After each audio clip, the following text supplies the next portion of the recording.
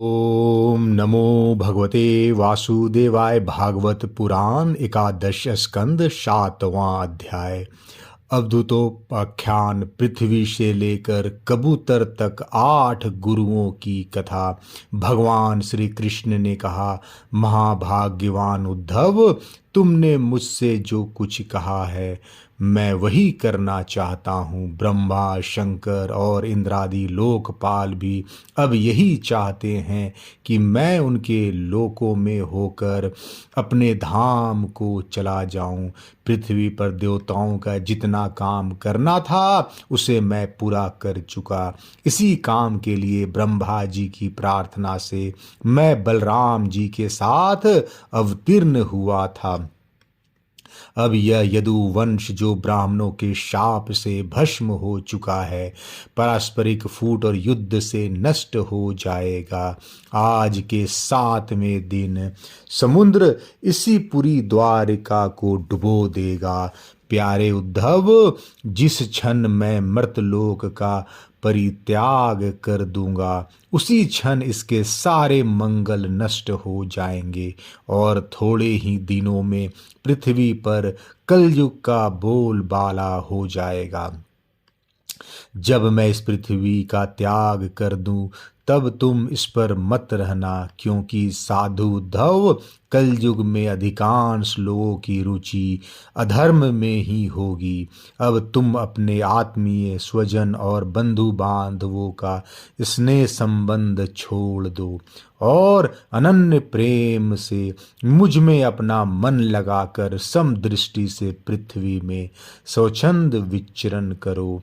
इस जगत में जो कुछ मन से सोचा जाता है, वाणी से कहा जाता है, नेत्रों से देखा जाता है और श्रवण आदि इंद्रियों से अनुभव किया जाता है, वह सब नाशवान है, सपने की तरह मन का विलास है, इसलिए माया मात्र है, मिथ्या है, ऐसा समझ लो। जिस पुरुष का मन अशांत है, असंयत है, उसी को पागलों की तरह अनेकों वस्तुएं मालूम पड़ती है। वास्तव में यह चित्त का भ्रम ही है। नानत्व का भ्रम हो जाने से ही यह गुण है और यह दोष। इस प्रकार की कल्पना करनी पड़ती है। जिसकी बुद्धि में गुण और दोष का भेद बैठ गया है, दृढ़मूल हो गया है, उसी के लिए कर्म, अकर्म और विकर्म रूप भेद का प्रतिपादन हुआ है। इसलिए उद्धव, तुम पहले अपने समस्त इंद्रियों को अपने वश में कर लो, उनकी बागडोर अपने हाथ में ले लो और केवल इंद्रियों के नहीं, चित्त की समस्त वृत्तियों को भी रोक लो। फिर ऐसा अनुभव करो कि यह सारा जगत अपने आत्मा में ही फैला हुआ है और आत्मा मुझ सर्वात्मा इंद्रियातीत ब्रह्म से एक है, अभिन्न है। जब वेदों के मुख्य तात्पर्य निश्चय रूप ज्ञान और अनुभव रूप विज्ञान से भली भांति संपन्न होकर तुम अपने आत्मा के अनुभव में ही आनंद मग्न रहोगे और संपूर्ण देवता आदि शरीरधारियों के आत्मा हो जाओगे। इसलिए किसी भी विघ्न से तुम पीड़ित नहीं हो सकोगे, क्योंकि उन विघ्नों और विघ्न करने वालों की आत्मा भी तुम ही होगे। जो पुरुष गुण और दोष बुद्धि से अतीत हो जाता है वह बालक के समान निषिद्ध कर्म से निवृत्त होता है, परंतु दोष बुद्धि से नहीं।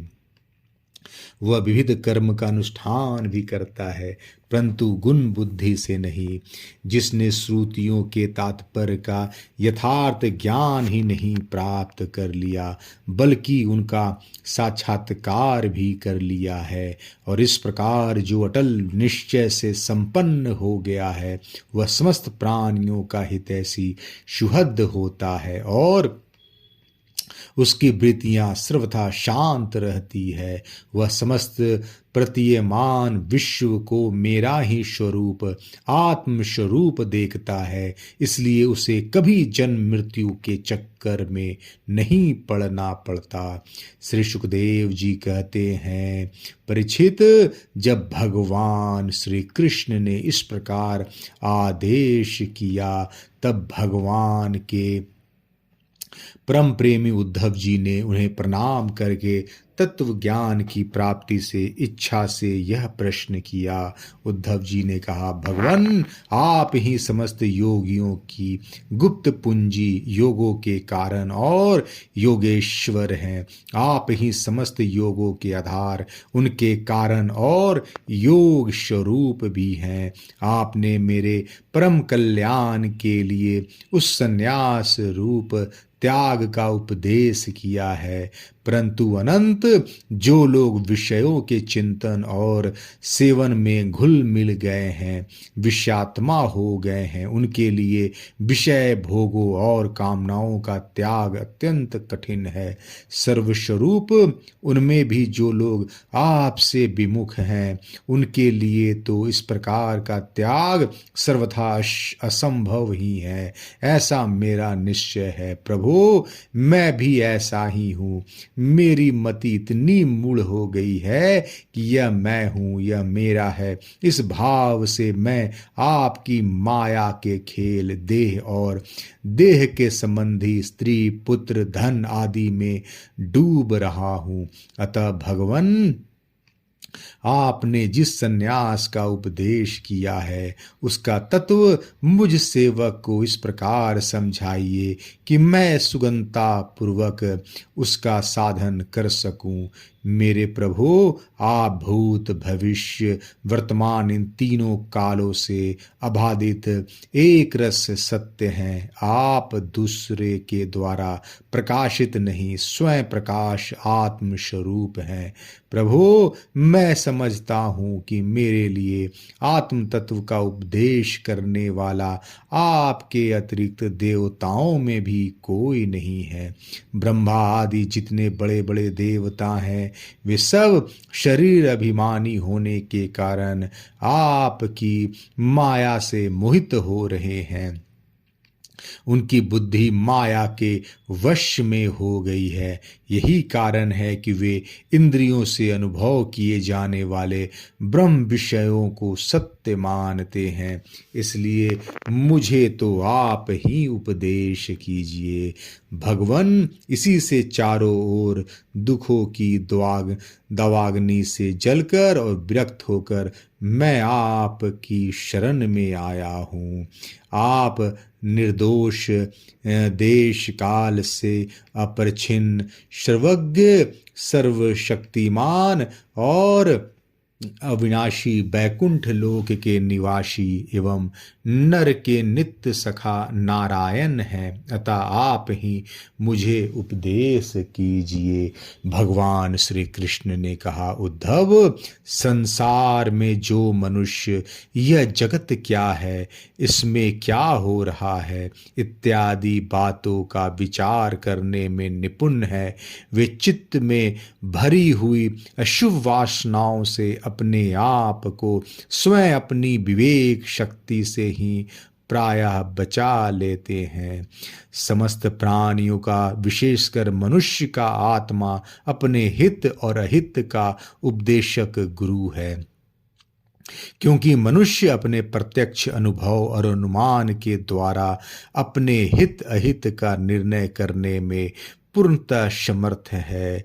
सांख्य योग विशारद धीर पुरुष इस मनुष्य योनि में इंद्रिय शक्ति, मन शक्ति आदि के आश्रयभूत मुझ आत्म तत्व को पूर्णतः प्रकट रूप से साक्षात्कार कर लेते हैं। मैंने एक पैर वाले, दो पैर वाले, तीन पैर वाले, चार पैर वाले, चार से अधिक पैर वाले और बिना पैर के इत्यादि अनेक प्रकार के शरीरों का निर्माण किया है। उनमें मुझे सबसे अधिक प्रिय मनुष्य का ही शरीर है। इस मनुष्य शरीर में एकाग्रचित तीक्ष्ण बुद्धि, पुरुष बुद्धि आदि ग्रहण किए जाने वाले हेतुओं से, जिनसे कि अनुमान भी होता है, अनुमान से आग्रह अर्थात अहंकार आदि विषयों से भिन्न मुझ सर्व प्रवर्तक ईश्वर को साक्षात अनुभव करते हैं। इस विषय में महात्मा लोग एक प्राचीन इतिहास कहा करते हैं। यह इतिहास परम तेजस्वी अवधूत दत्तात्रेय और राजा यदु के संवाद के रूप में है। एक बार धर्म के मर्मज्ञ राजा यदु ने देखा कि एक त्रिकालदर्शी तरुण अवधूत ब्राह्मण निर्भय विचर रहे हैं। तब उन्होंने उनसे यह प्रश्न किया।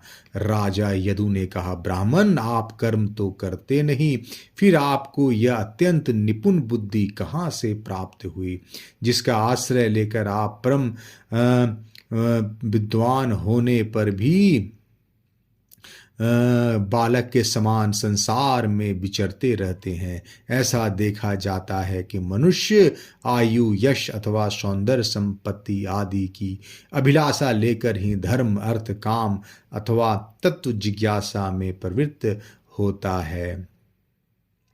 प्रवृत्त होते हैं। अकारण कहीं किसी की प्रवृत्ति नहीं देखी जाती। मैं देख रहा हूँ कि आप कर्म करने में समर्थ, विद्वान और निपुण हैं। आपका भाग्य और सौंदर्य भी प्रशंसनीय है। आपकी वाणी से तो मानो अमृत टपक रहा है, फिर भी आप जड़, उन्मत्त अथवा पिशाच के समान रहते हैं। न तो कुछ करते हैं, न चाहते ही हैं। संसार के अधिकांश लोग काम और लोभ के दावानल से जल रहे हैं, परंतु आपको देखकर ऐसा मालूम होता है कि आप मुक्त हैं। आप तक उसकी आँच भी नहीं पहुँच पाती। ठीक वैसे ही जैसे कोई हाथी वन में दावाग्नि लगने पर उससे छूटकर गंगा जल में खड़ा हो। ब्राह्मण, आप पुत्र, स्त्री, धन आदि संसार के स्पर्श से भी रहित हैं।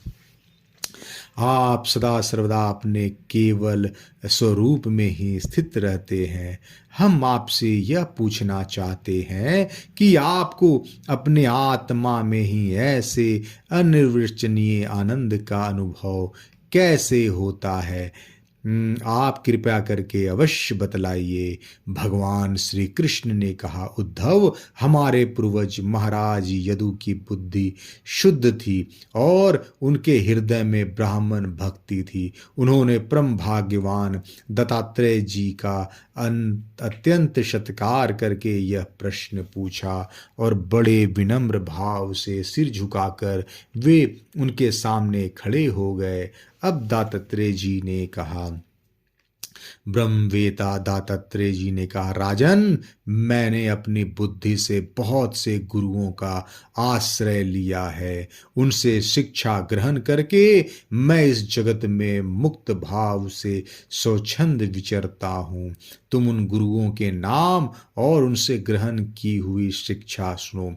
मेरे गुरुओं के नाम है पृथ्वी, वायु, आकाश, जल, अग्नि, चंद्रमा, सूर्य, कबूतर, अजगर, समुद्र, पतंग, भौरा या मधुमक्खी, हाथी, शहद निकालने वाला, हरिण, मछली, पिंगला, वेश्या, कुरर पक्षी, बालक, कुंवारी कन्या, बाण बनाने वाला, सर्प, मकड़ी और भृंगी कीट। राजन, मैंने इन 24 गुरुओं का शरण लिया है और इन्हीं के आचरण से इस लोक में अपने लिए शिक्षा ग्रहण की है। वीरवर, ययाति नंदन, मैंने जिस प्रकार जो कुछ सीखा है वह सब ज्यों का त्यों तुमसे कहता हूँ। सुनो, मैंने पृथ्वी से उसके धैर्य की, क्षमा की शिक्षा ली है। लोग पृथ्वी पर कितना आघात और क्या क्या उत्पात नहीं करते, परंतु वह न तो किसी से बदला लेती है और न रोती चिल्लाती है। संसार के सभी प्राणी अपने अपने प्रारब्ध के अनुसार चेष्टा कर रहे हैं। वे समय समय पर भिन्न भिन्न प्रकार से जान या अनजान में आक्रमण कर बैठते हैं। धीर पुरुष को चाहिए कि उनकी विवशता समझे, न तो अपना धीरज खोवे और न क्रोध करे, अपने मार्ग पर ज्यों का त्यों चलता रहे। पृथ्वी के ही विकार पर्वत और वृक्ष से मैंने यह शिक्षा ग्रहण की है कि जैसे उनकी सारी चेष्टाएं सदा सर्वदा दूसरों के हित के लिए ही होती है, बल्कि यूं कहना चाहिए कि उनका जन्म ही एकमात्र दूसरों के हित करने के लिए ही हुआ है। साधु पुरुष को चाहिए कि उनकी शिष्यता स्वीकार करके उनसे परोपकार की शिक्षा ग्रहण करे। मैंने शरीर के भीतर रहने वाले वायु प्राण वायु से यह शिक्षा ग्रहण की है कि जैसे वह आहार मात्र की इच्छा रखता है और उसकी प्राप्ति से ही संतुष्ट हो जाता है, वैसे ही साधक को भी चाहिए कि जितने से जीवन निर्वाह हो जाए उतना भोजन कर ले। इंद्रियों को तृप्त करने के लिए बहुत से विषय ना चाहे, संक्षेप में उतने ही विषयों का उपयोग करना चाहिए जिनसे बुद्धि विकृत ना हो, मन चंचल ना हो और वाणी व्यर्थ की बातों में न लग जाए। शरीर के बाहर रहने वाले वायु से मैंने यह सीखा है कि जैसे वायु को अनेक स्थानों में जाना पड़ता है परंतु वह कहीं भी आसक्त नहीं होता, किसी का भी गुण दोष नहीं अपनाता, वैसे ही साधक पुरुष भी आवश्यकता होने पर विभिन्न प्रकार के धर्म और स्वभाव वाले विषयों में जाए परंतु अपने लक्ष्य पर स्थिर रहे, किसी के गुण या दोष की ओर झुक न जाए, किसी से आसक्ति या द्वेष न कर बैठे।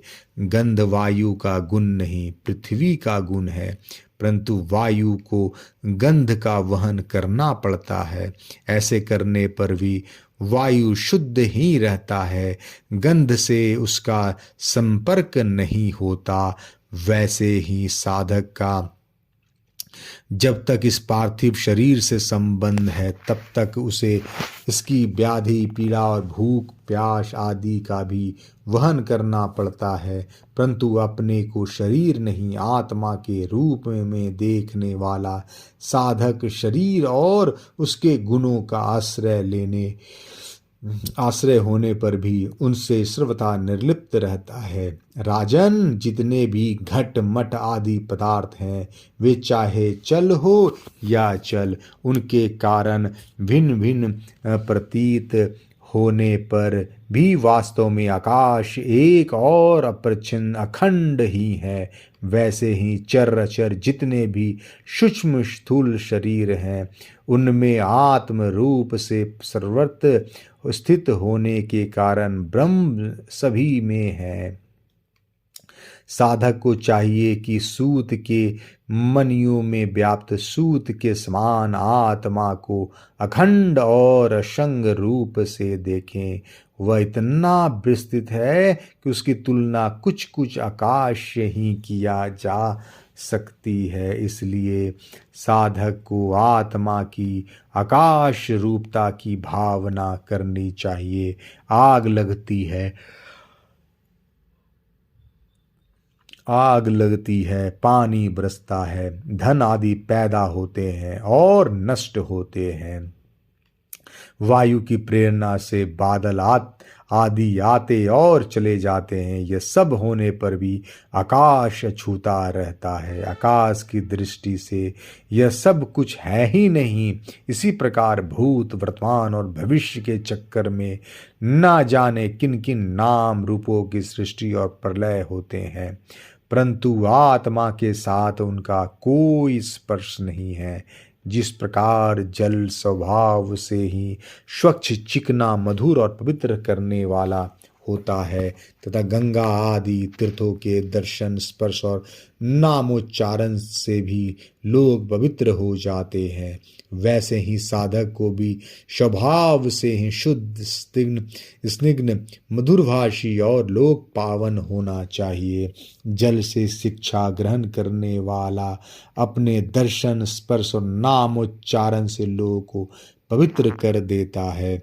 राजन, मैंने अग्नि से यह शिक्षा ली है कि जैसे वह तेजस्वी और ज्योतिर्मय होता है, जैसे उसे कोई अपने तेज से दबा नहीं सकता, जैसे उसके पास संग्रह प्रग्रह के लिए कोई पात्र नहीं, सब कुछ अपने पेट में रख लेती है, और जैसे सब कुछ खा पी लेने पर भी विभिन्न वस्तुओं के दोषों से वह लिप्त नहीं होती, वैसे ही साधक भी परम तेजस्वी तपस्या से गतिम्यान इंद्रियों से अपराभूत भोजन मात्र का संग्रही और यथा योग सभी विषयों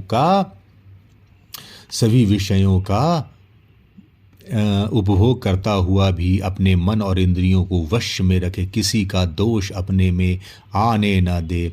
जैसे अग्नि कहीं लकड़ी आदि में अप्रकट रहती है और कहीं प्रकट, वैसे ही साधक भी कहीं गुप्त रहे और कहीं प्रकट हो जाए। वह कहीं कहीं ऐसे रूप में भी प्रकट हो जाता है जिससे कल्याणगामी पुरुष उसकी उपासना कर सके। वह अग्नि के समान ही भिक्षा रूप हवन करने वालों के अतीत और भावी अशुभ को भस्म कर देता है तथा सर्वत्र अन्न ग्रहण करता है। साधक पुरुष को इसका विचार करना चाहिए कि जैसे अग्नि लंबी चौड़ी टेढ़ी सीधी लकड़ियों में रहकर उनके समान ही सीधी टेढ़ी या लंबी चौड़ी दिखाई पड़ती है, वास्तव में वह वैसी है नहीं। वैसे ही सर्वव्यापक आत्मा भी अपनी माया से रचे हुए कार्य कारण रूप जगत में व्याप्त होने के कारण उन वस्तुओं के नाम रूप से कोई संबंध न होने पर भी उनके रूप में प्रतीत होने लगता है। मैंने चंद्रमा से यह शिक्षा ग्रहण की कि यद्यपि जिसकी गति नहीं जानी जा सकती, उस काल के प्रभाव से चंद्रमा की कलाएं घटती बढ़ती रहती है, तथापि चंद्रमा तो चंद्रमा ही है, वह न घटता है और न बढ़ता ही है। वैसे ही जन्म से लेकर मृत्यु पर्यंत जितनी भी अवस्थाएं हैं सब शरीर की है, आत्मा से उनका कोई भी संबंध नहीं है। जैसे आग की लपट अथवा दीपक की लौ क्षण क्षण में उत्पन्न और नष्ट होते रहते हैं, उनका यह क्रम निरंतर चलता रहता है परंतु दिख नहीं पड़ता, वैसे ही जल प्रवाह के समान वेगवान काल के द्वारा क्षण क्षण में प्राणियों के शरीर की उत्पत्ति और विनाश होती रहती है, परंतु अज्ञानवश वह दिखाई नहीं पड़ता। राजन, मैंने सूर्य से यह शिक्षा ग्रहण की कि जैसे वे अपने किरणों से पृथ्वी का जल खींचते और समय पर उसे बरसा देते हैं, वैसे ही योगी पुरुष इंद्रियों के द्वारा समय पर विषयों का ग्रहण करता है और समय आने पर उनका त्याग, उनका दान भी कर देता है। किसी भी समय उसे इंद्रियों के किसी भी विषय में आसक्ति नहीं होती। स्थूल बुद्धि पुरुषों को जल के विभिन्न पात्रों में प्रतिबिंबित हुआ सूर्य उन्हीं में प्रविष्ट सा होकर भिन्न भिन्न दिखाई पड़ता है, परंतु इससे स्वरूपतः सूर्य अनेक नहीं हो जाता। वैसे ही चल अचल उपाधियों के भेद से ऐसा जान पड़ता है कि प्रत्येक व्यक्ति में आत्मा अलग अलग है, परंतु जिनको ऐसा मालूम होता है उनकी बुद्धि छोट मोटी है। इस असल बात तो यह है कि आत्मा सूर्य के समान एक ही है, स्वरूपतः उसमें कोई भेद नहीं है। राजन, कहीं किसी के साथ अत्यंत स्नेह अथवा आसक्ति न करनी चाहिए, अन्यथा उसकी बुद्धि अपना स्वतंत्र खोकर दीन हो जाएगी और उसे कबूतर की तरह अत्यंत कलेश उठाना पड़ेगा। राजन, किसी जंगल में एक कबूतर रहता था। उसने एक पेड़ पर अपना घोंसला बना रखा था। अपनी मादा कबूतरी के साथ वह कई वर्षों तक उसी घोंसले में रहा। उस कबूतर के जोड़े के हृदय में निरंतर एक दूसरे के प्रति स्नेह की वृद्धि होती जाती थी। वे गृहस्थ धर्म में इतने आसक्त हो गए थे कि उन्होंने एक दूसरे की दृष्टि से दृष्टि, अंग से अंग और बुद्धि से बुद्धि को बांध रखा था। उनका एक दूसरे पर इतना विश्वास विश्वास हो गया था कि वे निशंक होकर वहाँ के वृक्षवाली में एक साथ सोते, बैठते, घूमते फिरते, ठहरते, बातचीत करते, खेलते और खाते पीते थे। राजन कबूतरी पर कबूतर का इतना प्रेम था कि वह जो कुछ चाहती कबूतर बड़े से बड़ा कष्ट उठाकर उसकी कामना पूर्ण करता। वह कबूतरी भी अपनी कामुक पति की कामनाएं पूर्ण करती। समय आने पर कबूतरी को पहला गर्व रहा। उसने अपने पति के पास ही घोंसले में अंडे दिए। भगवान की अचिंत्य शक्ति के समय आने पर वे अंडे फूट गए और उनमें से हाथ पैर वाले बच्चे निकल आए। उनका एक एक अंग और रोएं अत्यंत कोमल थे। अब उन कबूतरी की आंखें अपने बच्चों पर लग गई। वे बड़े प्रेम और आनंद से अपने बच्चों का लालन पालन लाड प्यार करते और उनकी मीठी बोली, उनकी गुटरगू सुन सुनकर आनंद मग्न हो जाते। बच्चे तो सदा सर्वदा प्रसन्न रहते ही हैं। वे जब अपने सुकुमार पंखों से माँ बाप का स्पर्श करते, कूजते, भोली भाली चेष्टाएं करते और फुदक फुदक कर अपने माँ बाप के पास दौड़े आते, तब कबूतर कबूतरी आनंद मग्न हो जाते। राजन, सच पूछो तो वे कबूतर कबूतरी भगवान की माया से मोहित हो रहे थे। उनका हृदय एक दूसरे के स्नेह बंधन से बंध रहा था। वे अपने नन्हे नन्हे बच्चों के पालन पोषण में इतने व्यग्र रहते थे कि उन्हें दीन दुनिया लोक परलोक की याद ही न आती। एक दिन दोनों नरमादा अपने बच्चों के लिए चारा लाने जंगल में गए हुए थे, क्योंकि अब उनका कुटुंब बहुत बढ़ गया था। वे चारे के लिए चीरकाल तक जंगलों में चारों ओर विचरते रहे। इधर एक बहेलिया घूमता घामता संयोगवश उनके घोंसले की ओर आ निकला। उसने देखा कि घोंसले के आसपास कबूतर के बच्चे फुदक रहे हैं। उसने जाल फैलाकर उन्हें पकड़ लिया। कबूतर कबूतरी बच्चों के खिलाने पिलाने के लिए हर समय उत्सुक रहा करते थे। अब वे चारा लेकर अपने घोंसले के पास आए। कबूतरी ने देखा कि उसके नन्हे नन्हे बच्चे, उनके हृदय के टुकड़े जाल में फंसे हुए हैं और दुख से चें चें कर रहे हैं। उन्हें ऐसी स्थिति में देखकर कबूतरी की दुख की सीमा न रही। वह रोती चिल्लाती उनके पास दौड़ गई। भगवान की माया से उसका चित्त अत्यंत दीन दुखी हो रहा था। वह उमड़े हुए स्नेह की रस्सी में जकड़ी हुई थी। अपने बच्चों को जाल में फंसा देखकर उसे अपने शरीर की भी सुध बुध न रही और वह स्वयं ही जाकर जाल में फंस गई। जब कबूतर ने देखा कि मेरे प्राणों से भी प्यारे बच्चे जाल में फंस गए और मेरी प्राण प्रिया पत्नी भी उसी दशा में पहुंच गई, तब वह अत्यंत दुखित होकर विलाप करने लगी। सचमुच उस समय उसकी दशा अत्यंत दयनीय थी। मैं अभागा हूँ, दुर्मति हूँ, हाय हाय, मेरा तो सत्यानाश हो गया। देखो देखो, न मुझे अभी तृप्ति हुई और न मेरी आशाएं पूरी हुई। तब तक मेरा धर्म अर्थ और काम का मूल यह गृहस्थ आश्रम ही नष्ट हो गया। हाय मेरी प्राण प्यारी, मुझे ही अपना इष्ट देव समझती थी। मेरी एक एक बात मानती थी, मेरे सारे पर नाचती थी, सब तरह से मेरे योग्य थी। आज वह मुझे सुने घर में छोड़कर हमारे सीधे साधे निश्चल बच्चों के साथ स्वर्ग सिधार रही है। मेरे बच्चे मर गए, मेरी पत्नी जाती रही, मेरा अब संसार में क्या काम है। मुझ दिन का यह विदुर जीवन बिना गृहिणी के जीवन जलन का व्यथा का जीवन है। अब मैं इस सूने घर में किसके लिए जीऊं। राजन, कबूतर के बच्चे जाल में फंसकर तड़फड़ा रहे थे। स्पष्ट दिख रहा था कि वे मौत के पंजे में हैं, परंतु वह मूर्ख कबूतर यह सब देखते हुए भी इतना दीन हो रहा था कि स्वयं जानबूझकर जाल में कूद पड़ा। राजन, वह बहेलिया बड़ा क्रूर था। गृहस्थ आश्रम कबूतर कबूतरी उनके बच्चों के मिल जाने से उसे बड़ा प्रसन्नता हुई। उसने समझा मेरा काम बन गया और वह उन्हें लेकर चलता बना। जो कुटुंबी है, विषयों और लोगों के संग साथ में ही जिसे सुख मिलता है एवं अपने कुटुंब के भरण पोषण में ही जो सारी शुद्ध बुद्ध खो बैठा है, उसे कभी शांति नहीं मिल सकती। और वह उसी कबूतर के समान अपने कुटुंब के साथ कष्ट पाता है। यह मनुष्य शरीर मुक्ति का खुला हुआ द्वार है। इसे पाकर भी जो कबूतर की तरह अपनी घर गृहस्थी में ही फंसा हुआ है, वह बहुत ऊंचे तक चढ़कर गिर जाता है। शास्त्र की भाषा में वह आरूढ़-च्युत हो जाता है। 7वां अध्याय समाप्त। जय श्री कृष्णा।